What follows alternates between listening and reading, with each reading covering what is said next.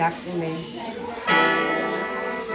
มันมาเข้าลูกสีหายพาไงโอ้ยลูกสีแดงน้ำแรง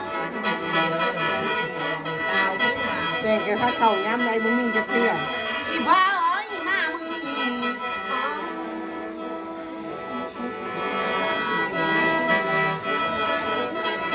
เมื่อเดิมที่เราวันละทองที่ละทองเราตาอ้าวไปวันวัน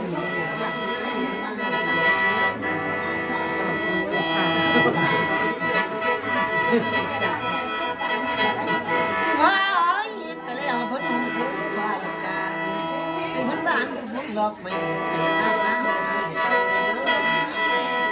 ยังจะบอกอีก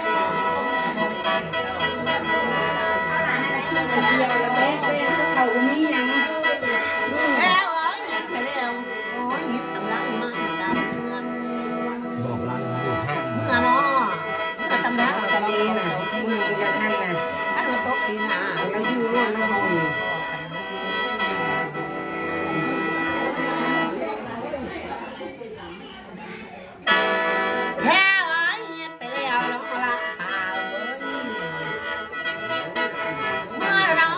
แต่บ่นอนละข่าวไว้ว่าบอกคนดี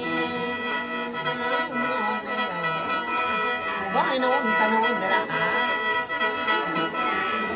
แพ้ไว้ยินไปแล้วเพิ่นดูว่ามีคนบ้านเพิ่นดอกไม้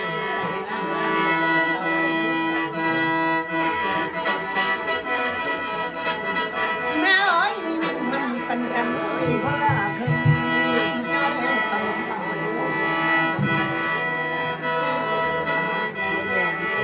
แล้วหยิบไปแล้วพุทธิมานั่นเอง